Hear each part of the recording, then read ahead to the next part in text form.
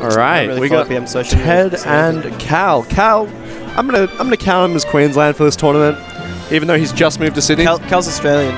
He is an Australian. Cal is Australian. Australian. Yeah. I don't know why I'm emphasizing the A, but my point is that if everyone else like was from some place, like Cal really would be the guy that's from Australia. He's not. He's lived in Victoria. He's lived in Queensland. He's lived everywhere, right? So he doesn't even have like a state of origin. I don't know where this man came from. Like he came from. No, he is Queensland originally. No. I know where he came from. He came from Nambour on the Sunshine Coast. I don't think he was born there though. Oh, I don't know. So, but I mean, I was born in New South Wales and I rep Queensland. It's wherever you learn to play Melee. Well, he learned to play Melee at Ted's house. Oh, really? Yeah, because he slept on Ted's couch for like 5 months. So that's where he learned to play Melee, for sure. Maybe we'll give him the luxury of choosing. No, he's Australian, dude. Anyway. I won't have it any other way. Let's digress. Back to the game. Pokemon Stadium. So we got a Fox Marth team, which is Ted on Fox and Cal on Marth, and ZXV and Syke. We just watched those guys, Syke and Marth, and ZXV, that Sheik that I really love. So stock's even at the moment. Yo! But Cal looking like he'll probably lose that one with if I know ZXV's edge guards. I mean, that was hell sloppy, but he missed the sweet spot, so whatever, we'll still take it. ZXV pressuring Ted on the edge, just does a roll, just reads ZXV's full hop, says, okay, dude. Cal and Syke having a Marth Ditto. They know each other's characters pretty well. That's like as the other players, right? Like if I'm playing Fox and I'm fighting against a Sheik, I don't want to know whether my tournament match is at stake by my teammate having a Marth Ditto on the other side of the match. It seems like a really like lucky dip kind of thing to have going on. Yeah. I mean, you gotta have a lot of faith.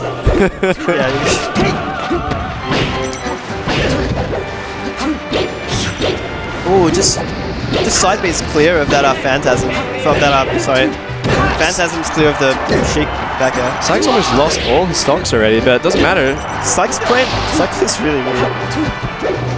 They're up I'm like always scared of Syke, and then he'll like, you know when like players are like easy or hard, like they just choose an option that kind of, sometimes you have to space really hard for a bit and dash dance a bit before you want to go in on someone, but sometimes they'll just like let you go in on them because they're trying like to do something a little lazy.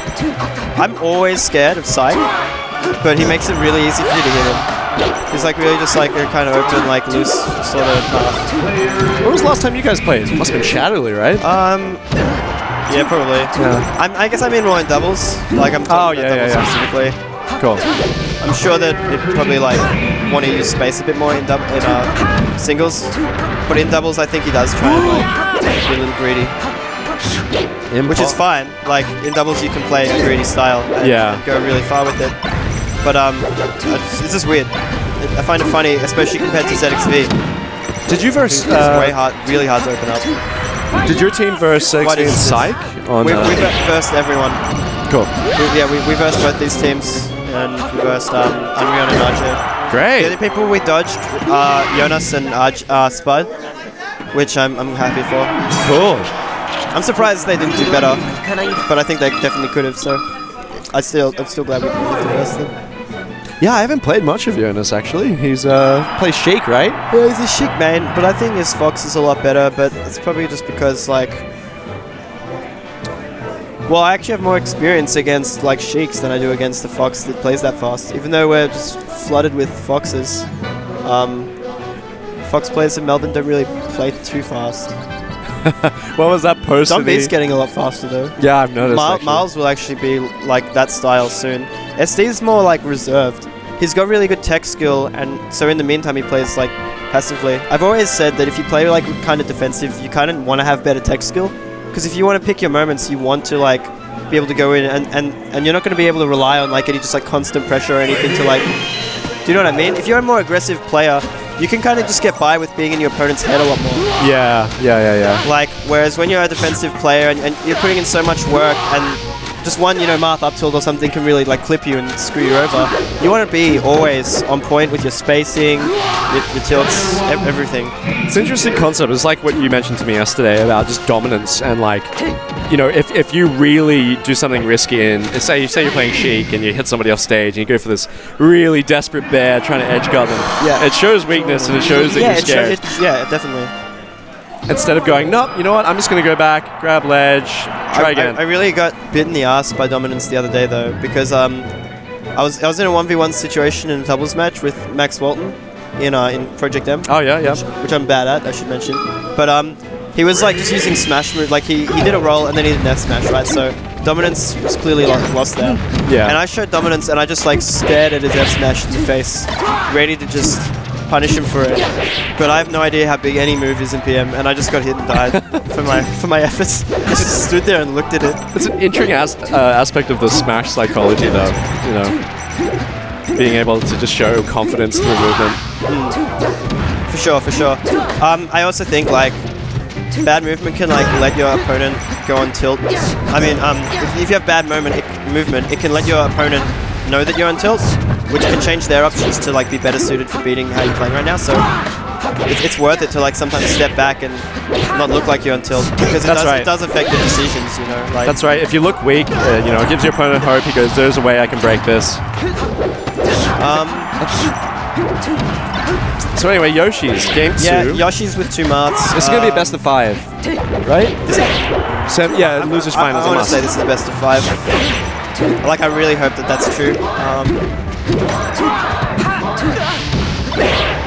Stock's tied up, but Ted looking, Ted looking very, very expired. So yeah, Yoshi's with 2 Marths is kind of interesting, because there's a thing about Marth where you can't really just throw out moves like that, because you are going to hit your teammate. I think that works better for Sheik than for Fox. Yeah, Sheik can kind of get around on the top platforms a little bit. Fox doesn't really want to go there at all. I mean, it's interesting. You could play it where you're responsible to let your teammates swing with Marth, and it's your own fault if you get hit. Yeah. There's different people can have different responsibility, but considering the fact that Ted's teaming with Kel, I think it's probably Ted's responsibility not to get hit. Yeah, absolutely. Because like Kel's just gonna throw out moves. I mean, you can see Kel's very aggressive as Marth. He doesn't play that reactionary. Yeah. Very forward. Well, they can. In contrast, you can see. There. I really think you should have taken that Sheik stock. And I mean, if your teammate is covering the edge, up smash is so much easier to like miss them as well. You know what I mean? Like you can be so much more precise with up smash than F smash. Ooh, yeah, Kel lives. This is the good wave dash. Let's go, Ted.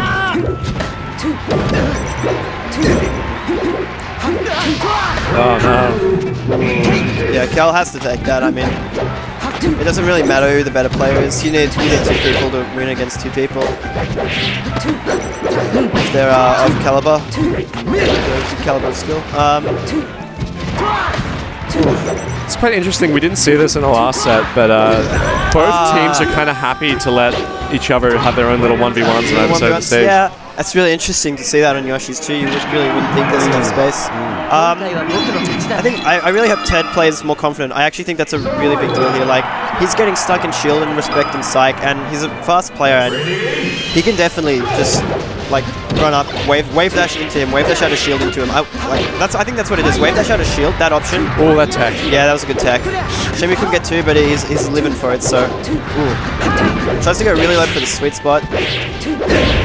Oh yeah, if Ted wave dash out of shield more, it would give him like an aggressive option. So instead of like, you know, roll or jump, which are both kind of scared, and then you could just go for more things like jab up smash. Like Fox is so good, man. You can run past, if you want to mess up one dude, you can run past the other dude and hit the other, and they just run react. Yeah. Just run through them. I seen a really cool thing that Zero does, which is he runs through and he just wave shines past them. He'll just run into a shine and wave past them. They get stuck in shield or shine, and he just keeps running and up smashes the other guy. Cheeky. Like Ted can definitely do more of that kind of stuff and really get these guys scared of Fox's speed. I think Fox's speed is just second to none as like an asset to have in doubles. And so you want to be a player that's running around. You don't want to be a player that's shielding and then short hopping backwards. So they're definitely in this game. That was really good pickup from Syke there, that S smash though. That was one of the very few angles Ted could really go for. So, oh, these 2 1v1s are not looking good for them. Oh man! And they can't even help each other out because of that. That's so brutal in doubles too, because you lose 2 stocks for that, for getting caught, like both of you getting caught in something at the same time.